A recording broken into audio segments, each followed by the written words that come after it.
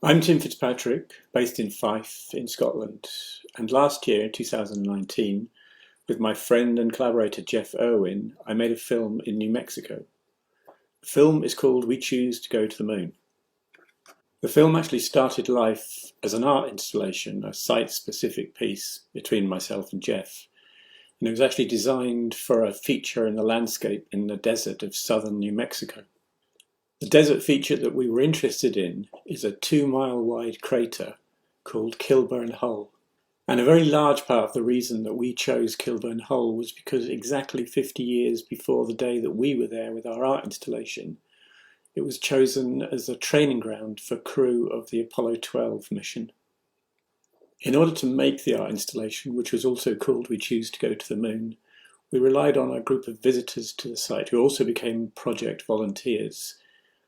And they were bussed into the site on the day of the event.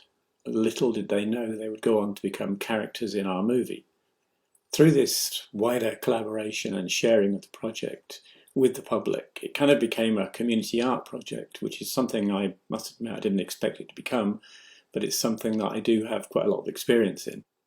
As a record of the art piece, the art installation, and a record of the day, we decided well in advance that we wanted to film as much of the event as we could. But it was only when we looked back through the film footage that we began to realise that we had much more than just a record, or at least the chance was there to make something more than just a record. So in addition to the, I suppose, fairly straightforward documentary approach, the idea emerged of putting a narrator's voice in the story, or at least creating a story through a narrator's voice. And in the film, you'll see how we managed to place that in the timeline of our day at the crater and during the project. In order to do this, we did have to shoot some additional scenes later on in the year. And these have given us, I suppose, a kind of drama reenactment element to the project. But by and large, underneath all that, we still have this fairly accurate documentary of the art event at Kilbourne Hole. So I like to think that the upshot of the project is that we do have a kind of experimental piece. And I do think that the experimental nature of the project is really brought to the fore with the soundtrack that was created by Andrew Knight Hill, the composer, working with trumpeter Bede Williams. I was a little bit nervous or maybe unsure of the approach to begin with, but I love the outcome and the soundtrack that Andrew and Bede have created. And I find it amazing to think that the finished soundtrack is just a fusing together of trumpet sounds and the sounds of the Apollo mission and of the desert. The film was made during last year's Las Cruces Space Festival, that's 2019. Or at least it was begun during the Space Festival. Obviously it was commissioned by the Las Cruces Space Festival, and it should have been shown, or we would have liked to have shown it at this year's Space Festival, and obviously for fairly obvious reasons that couldn't happen. So apart from a small private test screening in St Andrews last year, this is our first full public screening of the event as a part of this live streaming event.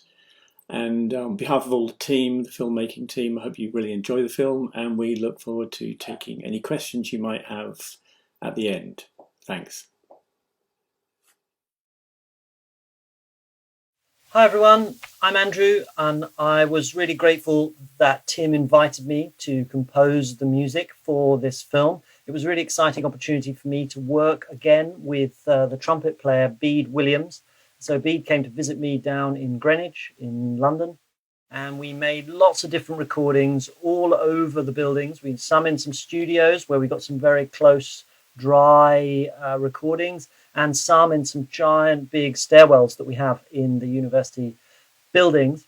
And we put these together to really explore this scale of space and this sense of moving from small details and textures in the landscape to these enormous, massive craters to kind of represent this sense of scale and distance, which is obviously what we get when we are off traveling to the moon. So I tried to apply in the music lots of principles and effects that are also similar to those that are used in the spectroscopy that is the inspiration of the project. So you'll hear at times elements of the trumpet sound separated out into very pure notes, very much like when astronomers scan into the horizons and they get back information about different beams of light.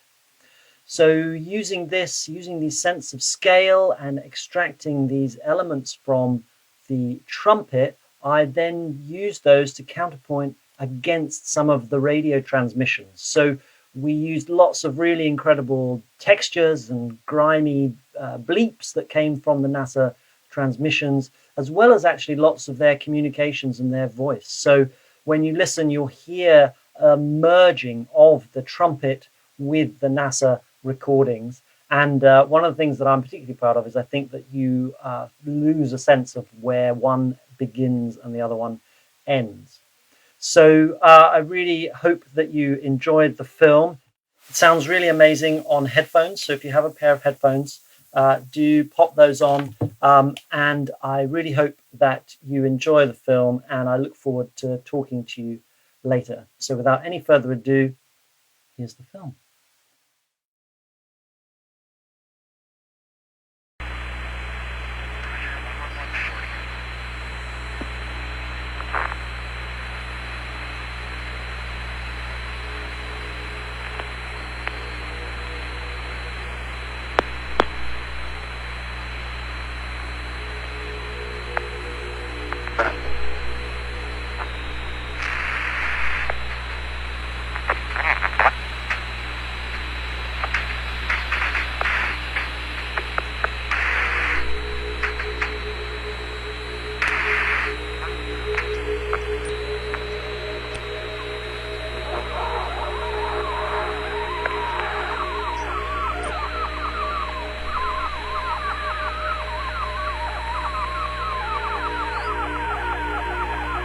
This is Apollo Saturn Launch Control. We are now at T-minus 8 hours, 58 minutes and counting. We have resumed the count after our built-in hold. We resumed at 1:22 a.m. on schedule. As we pick up the count, we'll be preparing to clear the pad as preparations are made for loading cryogenics aboard the Apollo Saturn V launch vehicle. The cryogenics, liquid hydrogen and liquid oxygen, will be loaded beginning at about the T-minus 7-hour mark. We have a new weather forecast, just came in. The front, which began passing through here late yesterday and been here since that time, has slowed down somewhat and is not expected to now move through by launch time, as was earlier predicted. However, this is not going to be a constraint to launch as presently viewed. We'll be looking for winds 15 to 20 knots. This is at the 60-foot level. There will be a 50% chance.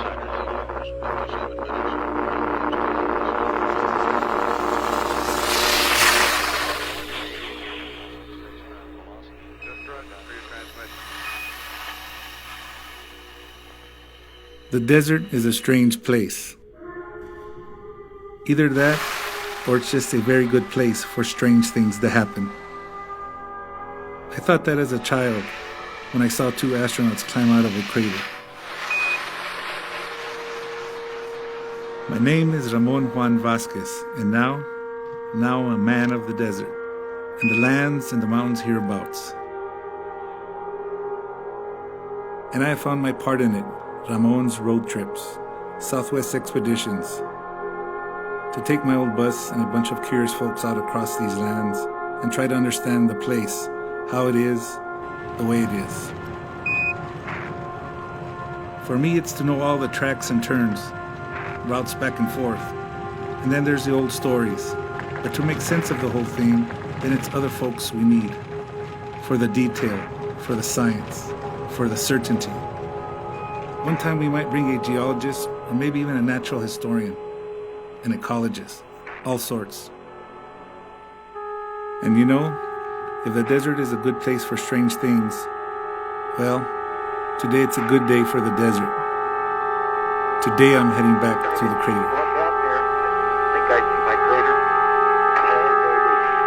When we meet in an hour of change and challenge, In a decade of hope and fear, in an age of both knowledge and ignorance, the greater our knowledge increases, the greater our ignorance unfolds.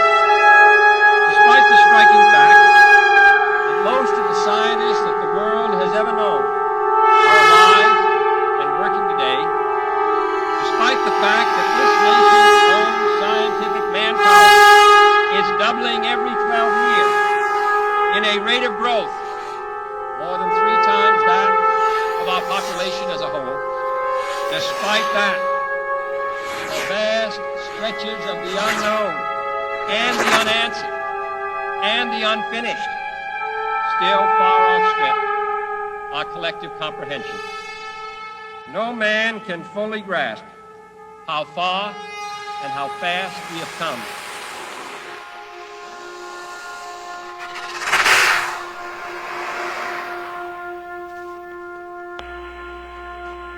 You're listening to KTAL Radio, 101.5 FM in Las Cruces, and I'm Nan Rubin. And today's the day for a trip to the moon.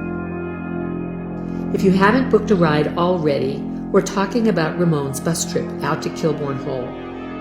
50 years ago today, astronauts Pete Conrad and Alan Bean of Apollo 12 headed out to the same crater.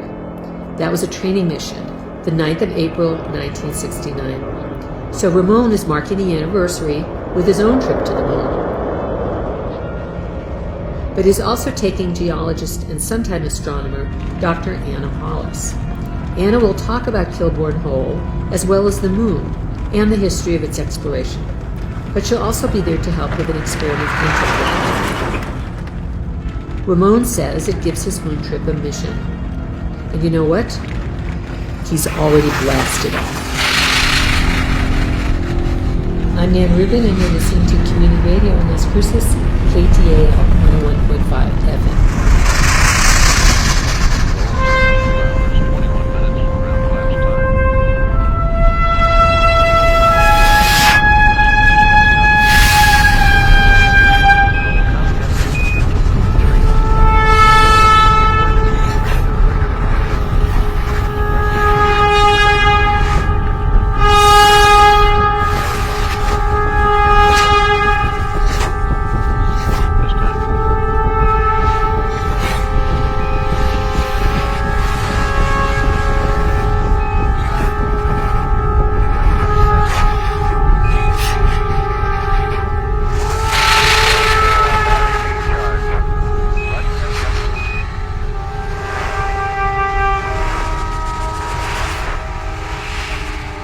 Kennedy said, "We choose to go to the moon." That was 62. I was barely a child. But now, out here, it feels like that time again. So we choose to go to the moon today. And my bus, I say that's the rocket. Kind of for fun, but kind of real and honest too. You're looking good. 1 minute to LOS. We'll see you on the other side. Safely to Earth, re-entering the atmosphere at speeds of over 25,000 miles per hour, causing heat about half that of the temperature of the sun, almost as hot as it is here today, and do all this, and do it right, and do it first, before this decade is out, then we must be bold. I got something on the horizon out there. I got some craters too, but I don't know where I am yet. And when you reach this place, the place you're headed for, the crater, the moon, the stars, wherever, well, you gotta have a mission. Why did you ever go there?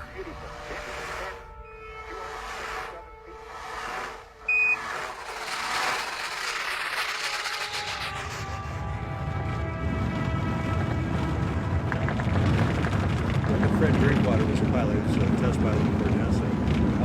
He takes a pen and puts it, hangs it in there, and then flies the airplane.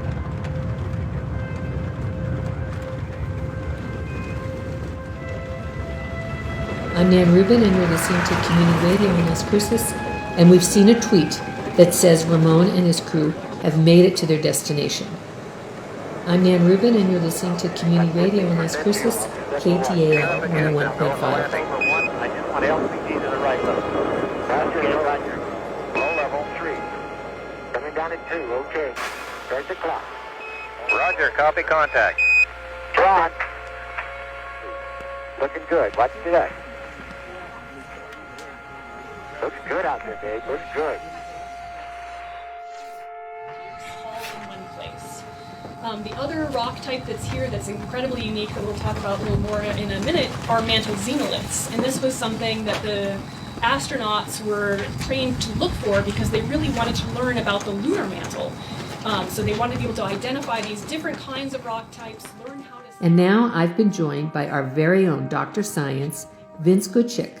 And Vince, you're going to tell us all about Anna's experiments in light. Take it away. Thanks, Dan. Anna is looking at the hydrogen alpha line, which is light from the skies way beyond the moon. She'll be able to tell us more details. Basically, you look through a telescope and you need a spectroscope that splits that light into different colors. You can pick out the H alpha line. So I understand that her mission is to show off this beautiful red line, which is called the H alpha line. You just mentioned it, and it's related to the element of hydrogen. Can you tell us a little bit more about what this is? Well, hydrogen is the most abundant element in the universe, and we're seeing hydrogen through this telescope in some very tumultuous places, where it gets so hot that its electron gets bounced to very high energies. As the electron finds its way back down to more placid levels, it generates light. Any moving electrical charge does. But only very specific energy levels are allowed. Each shift in energy between these allowed levels gives a distinctive wavelength of light, a color. The H alpha line lets us see into the universe. It's also beautiful. That sounds like it's something that's possible for us. Thanks a lot for explaining all of this. We're talking to Vince Goodchick. He's here in the studio with me, and this is Nan Rubin at KTAL Radio, Community Radio in Las Cruces. Thanks, Nan. Good to be here.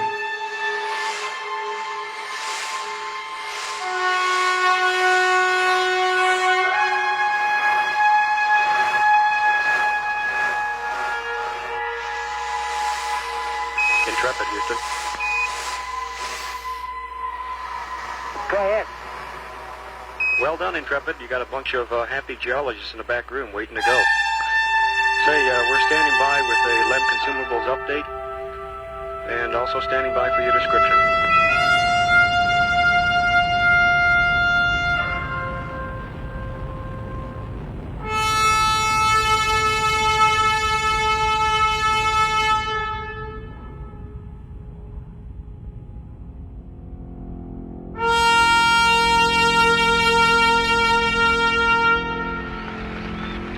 Years ago, the great British explorer George Mallory, who was to die on Mount Everest, was asked why did he want to climb it. He said, because it is there. Space is there, and we're going to climb it.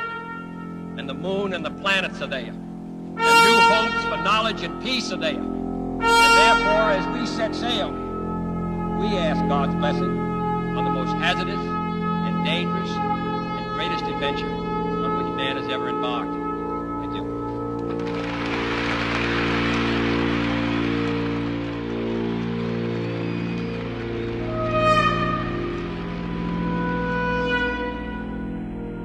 I would tell it just the same as Anna, if I could. But she's a scientist, and I drive the bus. But it turns out that light's all in code. I'm talking about elements, hydrogen, nitrogen, plutonium. It doesn't matter. It all works just the same. It's all in code. All the elements and all the stars and all of the universe. Well, you got every shade of color you could ever hope to see or imagine, even out here in the desert.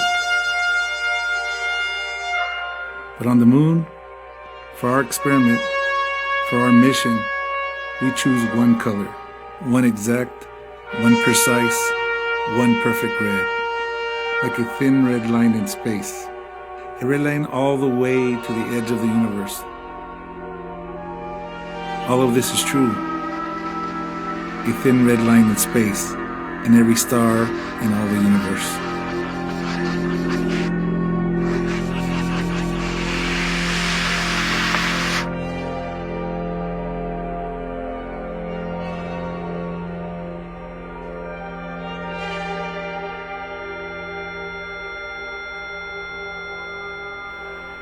Okay, Dick, we're copying the moon now.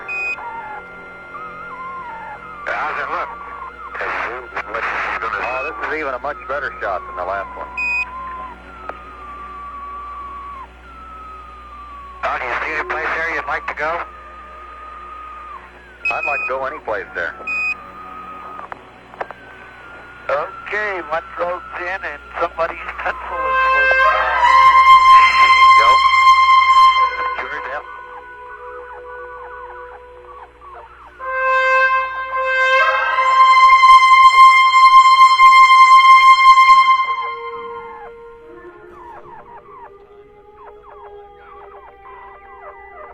A red line in the desert?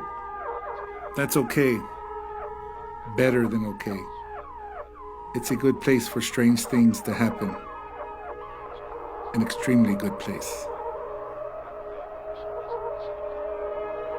This is Apollo Control. That was Alpha giving us the... The exploration of space will go ahead whether we join in it or not. Carol de la O, La Mesa, New Mexico. We have felt the ground shake and the air shattered. Tracy Holton, Seattle, Washington.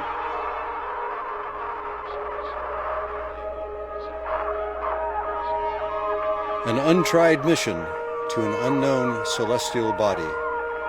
Tony Davis, Alto, New Mexico. Whether it will become a force for good or ill depends on man. Alice Caruth, Las Cruces.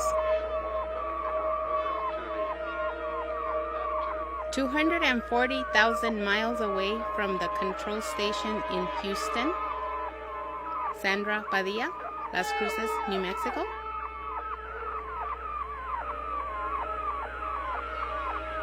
Vast stretches of the unknown.